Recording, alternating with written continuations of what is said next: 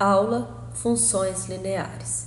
Esperamos que ao final desta videoaula você seja capaz de interpretar quando uma função é constante, linear ou afim, realizar o esboço gráfico de funções lineares, saber quando uma função linear ou afim é crescente ou decrescente e obter a raiz de uma função linear. Iniciamos nosso estudo falando um pouco de algumas situações práticas que nos remetem às funções lineares. Uma empresa está com um problema na área de automação e, para resolvê-lo, decide contratar os serviços de consultoria de um profissional da área. Ela encontra 3 profissionais, onde cada um tem uma forma de cobrança pelo seu serviço. Primeiro, cobra um valor único de R$1.000. Segundo, cobra o valor de R$60 por hora de consultoria.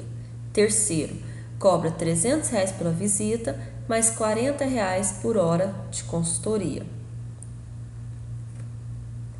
Estudando a primeira opção, se o profissional conseguir executar seu serviço em meia hora, ele irá receber R$1.000.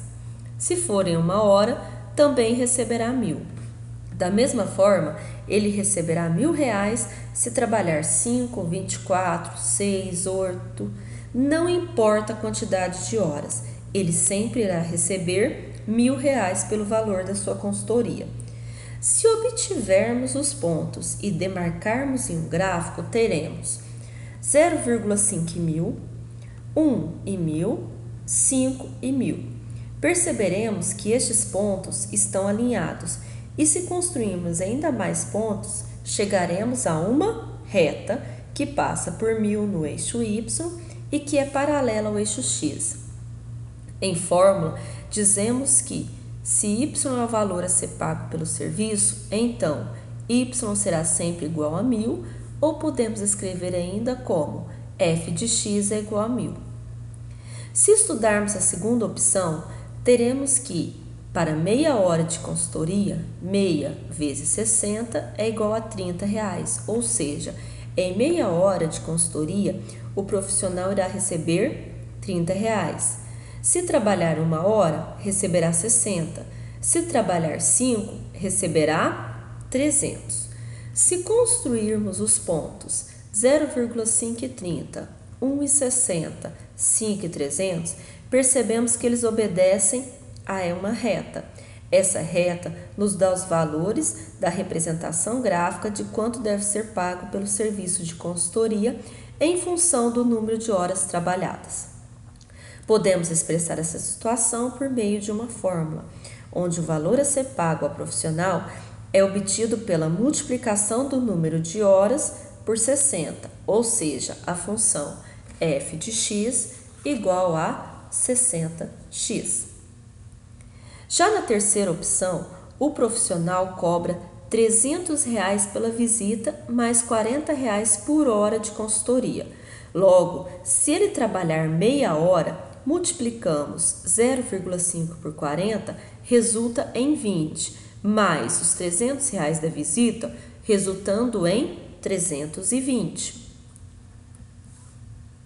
Por outro lado, se ele trabalhar por 1 hora, devemos pagar a ele R$340, 5 horas, R$500.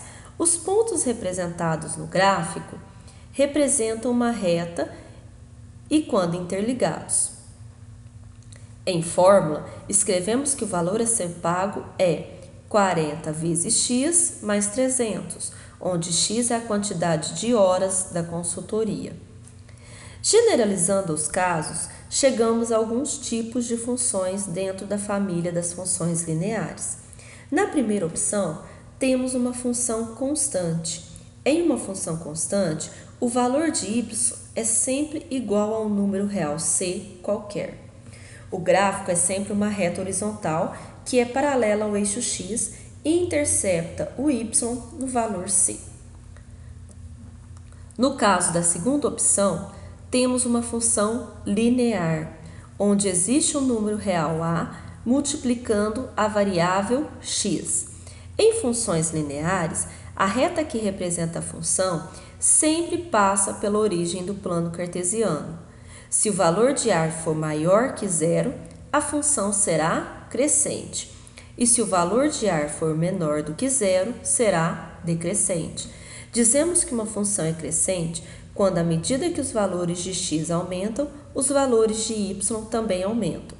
Já em uma função decrescente, é aquela em que, à medida que os valores de x aumentam, os valores de y diminuem. A terceira opção é um tipo de função afim, onde a fórmula que a representa é f de x é igual a x mais b, onde a e b são números reais e a é um número diferente de zero. Funções afins, quando tem o valor de b diferente de zero, passam fora da origem do plano cartesiano. Também são funções onde a menor que zero, a função é decrescente. E se a é maior que zero, a função será crescente. Para construirmos o gráfico de uma função linear, nos baseamos em alguns princípios da geometria analítica. O princípio principal seria que por dois pontos passa uma única reta. Como funções lineares são sempre representadas por retas, obtemos dois pontos da função e traçamos a reta por estes dois pontos. Como exemplo, veja o gráfico da função f de x é igual a 2x menos 3. Primeiro, escolhemos dois valores diferentes para x, podendo ser quaisquer valor. Em seguida, substituímos na fórmula. Neste caso, menos 1 e 2. Substituindo menos 1 na fórmula, o valor de y será menos 5. Por outro lado, se substituirmos o 2, o valor de y será 1.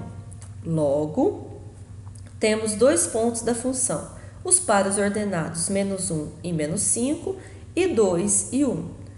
No plano cartesiano, composto pelos eixos x, chamado também de eixo das abscissas, e o eixo y, também chamado de eixo das ordenadas, representamos os dois pontos, menos 1 e menos 5 e 2 e 1.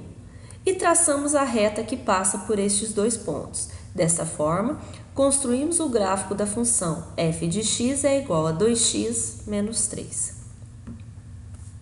Outro conceito importante das funções são as raízes ou zeros. No caso da função afim, podemos generalizar uma fórmula para obter a raiz da função. Se no lugar do y substituirmos pelo zero, teremos que 0 é igual a x mais b. Resolvendo a equação, menos b é igual a x. Portanto, x é igual a menos b sobre a. Zero de uma função raiz é aquele valor de y que produz um valor, é aquele valor de x que produz um valor de y igual a zero. Ou seja, é aquele valor de x onde a função toca o eixo das abscissas. Por exemplo, a função 3x menos 5. Utilizando a fórmula, temos que x é igual a menos b sobre a. Então, x é igual a menos o menos 5 sobre 3, onde menos 5 corresponde ao valor de b e 3 corresponde ao valor de a, resultando em 5/3. Multiplicando os sinais, chegamos ao valor positivo, menos com menos, mais. Percebemos no gráfico que a reta realmente toca o eixo x no ponto 5/3 e 0. Chegamos ao final de mais uma videoaula. Bons estudos!